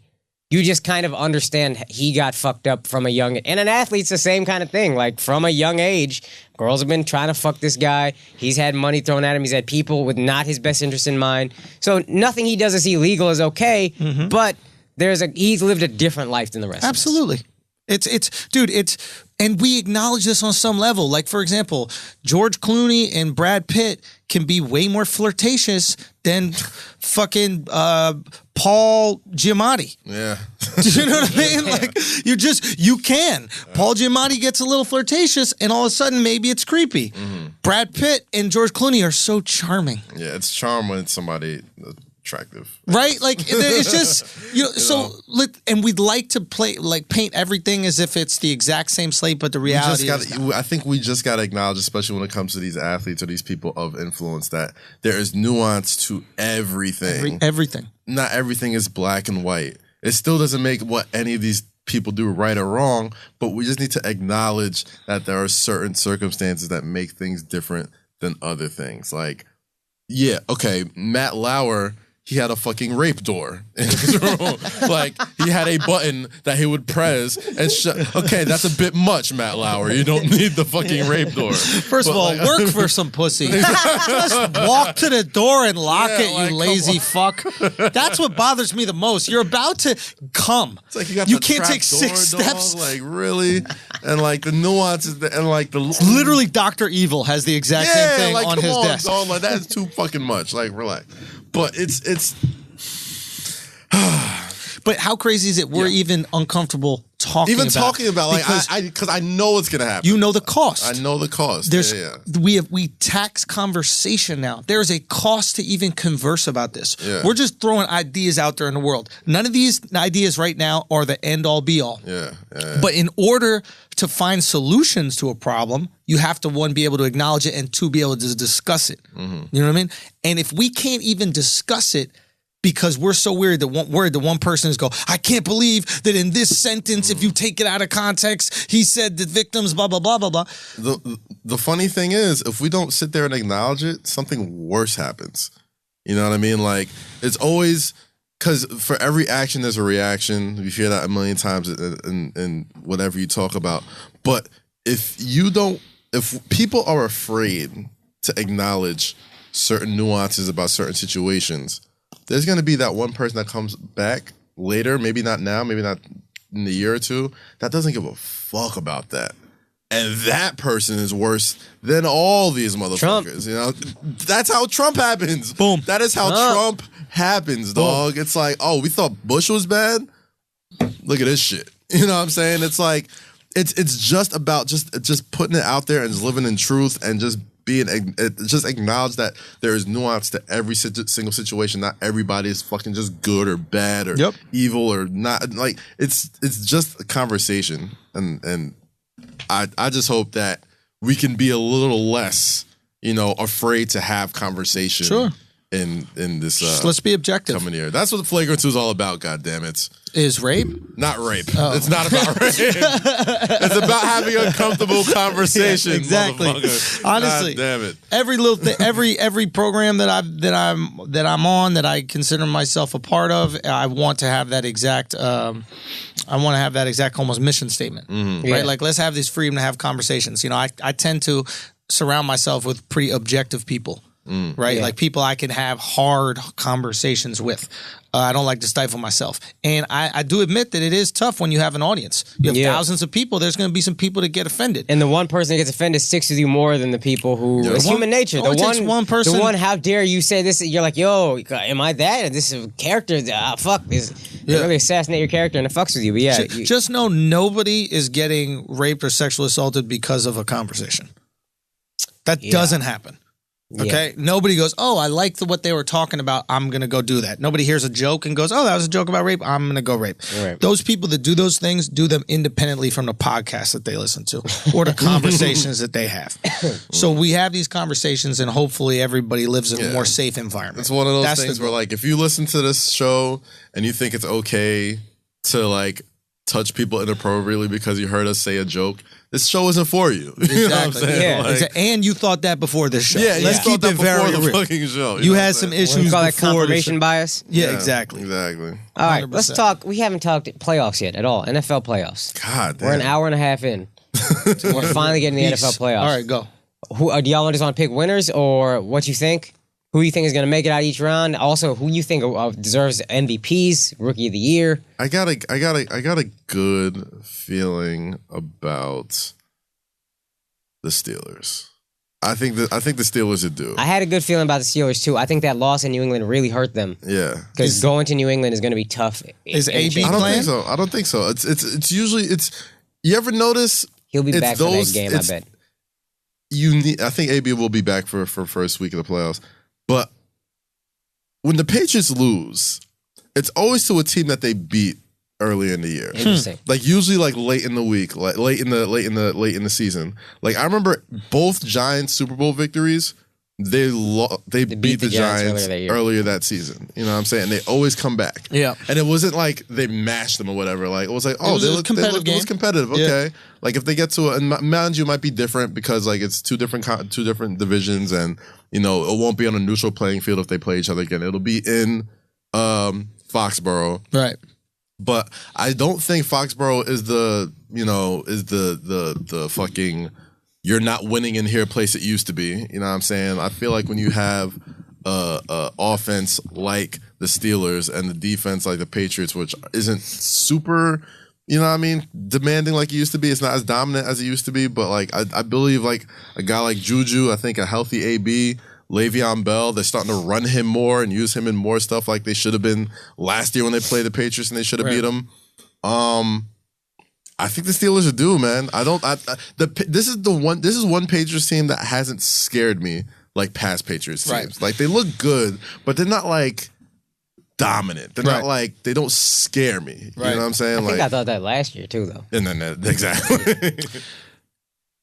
Did Harrison get signed to be a snitch? Yes, 100%. Would he do it? Yes, 100%. Really? Yo, apparently this guy was like, he wrote a letter that I haven't read telling his side of the story, but he was like falling asleep and snoring during team meetings. He was really upset they didn't have him starting. Salty about that. And he's like, he said something in a statement that I saw a clip of, like, I don't want to play to get a participation trophy. Right. Put me on the field or just don't have me on your team. Yeah. He wanted off the Steelers. And when he got off and the Patriots signed him, I'm positive he knew what he was getting into, and I'm positive he's okay with So that. what do they do? Do they just flat out say, hey, tell us the plays, tell us the defensive schemes? What are the ethics to that? This is what the Patriots do, and there are no ethics. They always find the space where there are no ethics, and they exploit that. After all this time, now the Patriots are going to be the beacon of doing the right thing. Yeah. No, I'm not saying that they do that, but like, I'm just concerned, like, should the Steelers be concerned? Like, you have a playbook that now can be handed over to the Patriots. How can you possibly beat the Patriots? And he's been on the team for 15 years or whatever. Like, he knows. He's not some guy that just got there. He knows the system. So how do the Steelers have a chance? I don't think it's a plays thing, man. Like, I think it's when you play a team as much as you play each other, like, you know what the other team does. Yeah. I think it's more of a personnel thing. You know what I'm saying? Like, I think it's more of like I was lifting with this dude every week. You know what I'm saying? Like he's not this, he's not that. Like I think they got him more for personnel, not for like who's injured, who's working. Yeah, like who's real. Like you know what I'm saying? He's literally just been sitting there collecting dust all season. Like he's been in many cases like probably a mole for them right now. You know what I'm saying? Like he's not really. He didn't really play a lot of teams. Like you know he's and that's what gives you that edge. You know what I'm saying? Like, that's what gives you the edge in the NFL. That's why the Patriots are great, man. I don't hate on it. That's what makes them great. It's legal. They didn't do nothing illegal. They're like the businessman who always finds the legal way to make billions of dollars. And they might get in the gray area of illegality or whatever, but they're always winning in corporate America. Makes a lawyer just That's go, Belichick. Yeah. They'll win legally, but not ethically. Yeah. There you go. Exactly. Yeah. Exactly. MVPs, Jesus. NFL. Oh, man, come on. You know how I said it earlier, and I think I'm sticking with it. They didn't make the playoffs. There's no way he wins, but Russell Wilson, to me, just carried that fucking team. I didn't even carry them to what? He did. True. You going Brady? I do think he was the most valuable, but they can't give it to a guy. It's got to be Brady. I mean, or AB. I mean, AB. I wouldn't be mad at AB. Yeah, that's a possibility. He would be the first wide receiver to win it, right? Isn't that what they were saying? Yeah, nah. Would he? Maybe. He might be. I don't know. He might be. Oh, no. Or was it Todd Gurley would be the first running back to win it? One of them would be the first in their position. Todd Gurley's also a possibility. Apparently, it's really down to him and Brady. That's really the two it's coming down to. Put it this way. Are we doing the same thing with the NBA MVP award? Are we looking for someone else to give it to? Because what is it, the fatigue? The MVP we got voter fatigue, man. We got voter fatigue. Clearly, it's Brady. Yeah. They're the team to beat. He's playing phenomenally. I think it kind of fell into his hands because I think like Carson Wentz had it sewed up before he got hurt. Yo. You know what I mean? I think I think Carson Wentz still leads the league in touchdowns. He hasn't played in 4 weeks. My man tore his ACL and threw a touchdown. Yo, he threw as many touchdowns after he tore his ACL as Dak did from that same moment. How crazy that is. That's a crazy stat. That's a real stat, though. Yeah, man. I think that's sad. Fuck it. I think let's just give it to Carson Wentz. Fuck it. Wow. Why not? Why not? I mean, I'm gonna go Brady probably. Gurley is up there, but I just think, well, I got to look up Brady's exact stats. I'm gonna do that right now, but his stats are obnoxious. Yeah, just obnoxious. Yeah. Who you got going to the? What about NFC? Gronk?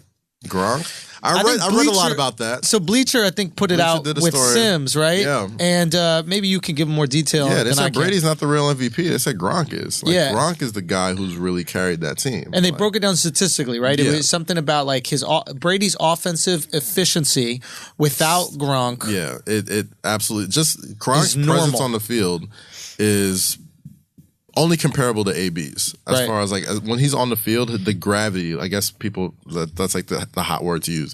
The gravity that you have in the game. Whereas like even if you're not catching the ball, motherfuckers are drawn to you. You are clearing the spots for fucking like Rex Burkhead to have fucking career seasons and what's the guy they got? Brandon Cooks. Yeah. And like Brandon Cooks ain't no scrub, but it's like you have a tight end that's dominant, that big, that blocks, that does everything for you, that scores, that leads the league in touchdowns or one of the league leaders in touchdowns every year.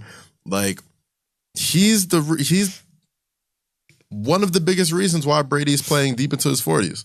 You know what I mean? Like he is the safety blanket. Everybody's quarterback, everybody's safety blanket is the tight end. And if you have the best tight end by far in the NFL, like and it's not close, you're going to be good. You give me an offensive line and a pass catching tight end that's always going to be on single coverage. And you can't double team a tight end because if you double team a tight end, bye, I'm gone. You know what I'm saying? Yeah. Like you got guys on the outside that are wide open to getting single coverage and Brady's going to get it to that's you. the other thing. Brady is accurate enough to get. Yeah. So it's, it's Gronk's got a case as well as being MVP. So why not throw that Gronk? He can't after the the intentional after hit somebody with the Chris Benoit headbutt. My man a little crazy. I'm like, dog, you can't do that, bro. Like, you get him on the field, you can't just fucking spear your head into somebody's skull. That was a little dangerous. That's a little frowned upon, even in the NFL. Like they're like, All right, fucking, I'm gonna give it to Gronk. All right, good on you. You got Brady. Yeah, I think. And then you got Brady. who? I'm still giving it to Carson Wentz. Fuck it, because fuck Brady. Right, Carson Wentz. Okay, here's my question. Akaash told me right before we started recording this podcast. Real quick though, Super Bowl. Oh yes, sorry. Go. Super Bowl. Go. I don't know. I think it's gonna be Patriots and Vikings. That's my pick too. I think the Vikings, and I think the Vikings could win that. Because first of all, they got a defense that can get to Brady, and that's the thing that fucks him up the most. Second of all, if they go to the Super Bowl, it's a home game. For the first time in history. I forgot. It's a Super Bowl home in game. Minnesota? In Minnesota. Damn, we trying to go there. Who's sending us? Make it happen. Who's sending us, baby? Make it happen. Nah, man, that's shit. I forgot this is Minnesota, dude. It would be so dope to see. Quietly balling this entire. It's pretty similar to the Giants' blueprint. Yeah. Great defense. Good enough quarterback. Yeah. Not gonna make Eli will make costly interceptions, but he's a good enough quarterback. Strong run game, and by the way, they've lost their starting and backup quarterback. I think they lost their rookie running back because Dalvin Cook was having a great year. He went down, and they're still 14-2, 13-3, whatever it was. Defense, baby. Defense and just resilience. Mike Zimmer's a beast. He's coach of the year to me. Quiet. Yeah. Quiet 13-2 record. Yeah. Defense wins championships, man. I got the. Now I like that Vikings pick, man. I'm gonna go Vikings Steelers. Yeah. I'm gonna go Vikings Steelers. I don't think they'll be good enough to win at home. I think the Steelers take it. I think this NFC playoffs are also much more competitive than AFC playoffs in terms of you know top what? to bottom. Every team, Carolina could do it, and they're like the 5 seed. I like the Rams too, man. Rams look good. like Saints the look good. Rams. Falcons are the defending champs, so you can't really count them out. Yeah. 1 through 6, Panthers all of them got a shot. Now. Like I like the Saints. Like it's a loaded. That's NFC. right. The Saints. We're completely forgetting about the Saints. Yeah, I remember week 3. I made fun of how they draft, and they have the defensive and offensive rookie of the year. Right Kamala? now. Alvin Kamara. Yeah. Kamara. I think it's Lattimore. between like him and Juju for rookie of the year. Yeah, could be. Yeah. I think Kamara gonna get it, but it's either one of them. I think they could have both. It's crazy. And they got a Shows running game. They got a defense. Yeah, exactly, right? We should do at the end of the year a list of all the things we got wrong. Exactly. That's a lot of no research. other sports show does that shit. You gotta own it, man. We're gonna own all of our wrongs. Like when we called Chris Paul the what's it called of the NBA earlier in the year? God. We killed Chris. Oh, another person who we killed. The French Montana. French Montana of the NBA. That was it. Now the motherfucker is undefeated when he's playing. Yeah. Speaking of somebody we were wrong about. Who? Motherfucking our favorite player in the NBA, Austin Rivers. Yo, Austin Rivers been cooking. Yeah, but that's on us, though. That's thanks on to us. us. Yeah, 100% facts. That's super facts right there. Patriots. Patriots in the Super Bowl, easy, and I just really don't care. But I'm excited to go, and I think it'll be a great experience. NFC, who you got in the NFC? I don't even know who's in that shit. Cleveland. I got Cleveland. So, no, I guess it would be... I guess I don't. The Vikings. I honestly haven't been watching enough to like give you a good response on it. But like, yeah, sure. All right, bet. Fuck it. Fair enough. All right, man. Sure, Viking. Look, here's one thing that I will like to talk about football before we get out of here. So Cleveland goes. A lot of coaches got fired just right now. Yeah. Or retired. Maybe they were forced to retire. But we're talking about like what 4 or 5. Fox is out. For Bruce Chicago, Bruce Arians retired, but maybe he was asked to retire. Pagano overdue firing. Pagano's gone. Motherfucker need to get cancer again to get into the Jesus job. I'm not wishing it upon him. I'm just saying his. It's hard to win without your franchise quarterback. Save us. I'm not saying he should have it. I'm just saying the best season they had, he got cancer, stepped away. Bruce Arians stepped in, and then they were cooking. And they were cooking. Yeah. Well, who else? There was another major one that I'm forgetting. McAdoo got fired. Yeah. Del Rio gets fired. I mean, like all over the place. Yeah. Cleveland goes 0 for 16. Second time in history that's happened. Mm-hmm. Yeah. Goes 0 for 16. Hugh Jackson still has a job. Where is the justification for keeping him? They're Sam Hinkie. The Browns are trust the process. The Browns are trusting the process. Real talk. They hoarded draft picks. They literally said... They got the first and the fourth pick this year, right? Mm-hmm. Yeah, that's number 1 and number 4. And then I think they got 2 second-rounders, maybe 3. Yeah. They literally said to Houston last year when they signed... Who's the quarterback from the fucking Broncos that they signed? Brock Osweiler. Brock Osweiler. Yeah. They signed him with that horrendous contract. They said, trade that contract to us, just give us a second-round pick. Took him. They cut him. They don't care. They got their second-round pick from the Houston Texans. Oh, I don't think the Browns are that far off, man. So they basically told Hugh Jackson, hey, you're going to lose this year. Yeah. We're not going to blame you. Yeah. Right. Next year is your shot, and we'll judge you based on what you do with some talent. Next year, maybe the year after, because you got to give those rookies time to develop into something. So they're committed to Hugh. I guess so. Yeah, man. I think they're trusting the process, man. I think because they weren't getting really like hammered by teams. They lost a couple close games, but for the most part, they got Josh Gordon back. Josh Gordon's just as good as he left, which is amazing to me. Insane. They got Saquon Barkley's out there. Josh Rosen's out there. You got the first and the fourth. You're getting your gonna franchise get better. Quarterback. You're gonna get whether better. or not he's gonna be good. I don't know. They've had their franchise quarterback for like the last 4 years. Absolutely. It's the Browns are gonna brown. They're the Clippers of the NFL. But this is the route they went with. They hired analytics dudes who just said, we want draft picks. That's what leads to wins. Draft picks. Okay. So they just hoarded draft picks for those 2 years. They had a bunch of draft picks last year, a bunch of draft picks this year that are even better. Right. And let's see what happens. Now I think in 2 years it's going to be like, all right, we need to see something for real. All right, fair enough. I just didn't understand where they got off keeping this coach Now, let me ask around. you this. The Raiders are about to make an offer. They fired Del Rio, about to make an offer to Jon Gruden. That's right, yes. Reported they might offer him ownership stake. Okay. That changes the game for Would change the game. The one thing, so let's assume for a second, because it has to get approved by the other owners. Which they'll definitely say no. But yeah, I think they'll definitely say no because that's an insane precedent to set. But if they didn't, well, how much are you throwing at Belichick? I mean, so 2 questions. One, you just got to throw the house at Belichick, right? 10% he would gets be, whatever he if you're wants. the Cowboys, $400 million. Yeah. Jesus Christ. But here's the question. When you get fired, what happens? I don't think it goes away. So now, how many times can you offer a percentage to a coach? Yeah, well, that's true. The Raiders are doing this because they're moving to Las Vegas and they're trying to just generate some kind of interest. Yeah. Same reason the Rams traded for the number 1 pick and drafted Jared Goff because he's an LA guy. Let's just get some interest. And going to Vegas, you need some kind of something. But I don't. Yeah, you got to really do it carefully. I don't know, man. I don't think so. I don't think the other coaches. I don't think the other owners will go for it. Why would you give? I don't think they would. If they did, it would be really interesting. The rest of our NFL lives. Is Gruden that good to where you give him a piece? I don't think he's that good. Is, honestly. I don't know how great he is, to be honest. He's a good face. He's a good face if that's what you want. Yeah. You know, to want to put his face on the billboard in Vegas. Oakland's last Super Bowl run was his team, though. Yeah.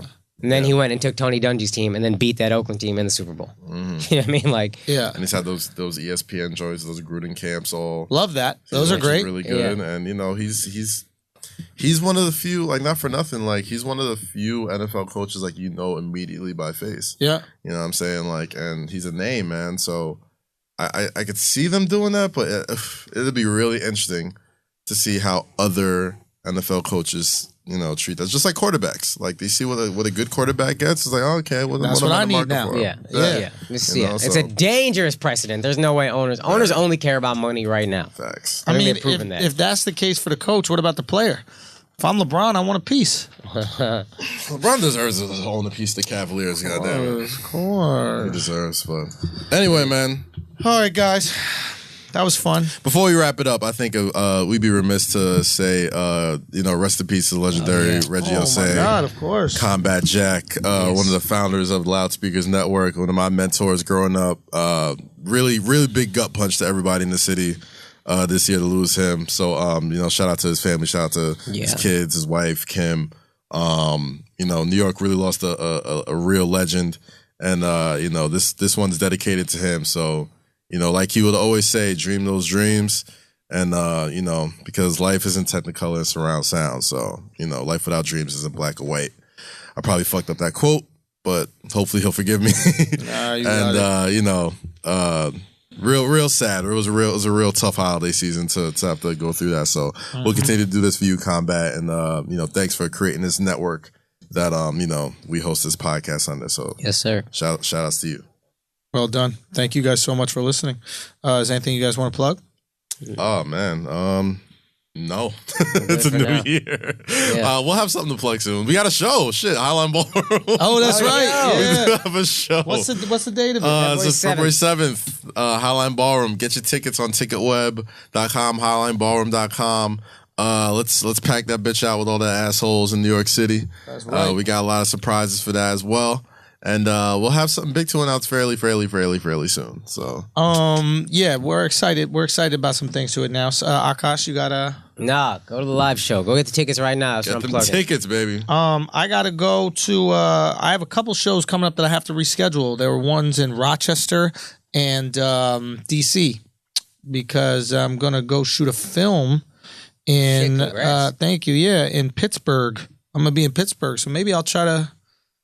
Yeah, Pittsburgh would have home field advantage, right? Unless, the first round, divisional round. Right. Or like, but yeah. So if there's any fans in Pittsburgh, man, holler at me. Let me know what I should be doing out there because I'll be out there for a few weeks in January. So holler. And then we'll reschedule the DC and Rochester dates. But the rest of my dates are available at theandrewschultz.com for my stand-up shows. So make sure you go check that out. We just add some more. And thank you guys for supporting, man. This is Flagrant 2, No Easy Buckets, and we'll see you next week. Peace. Later.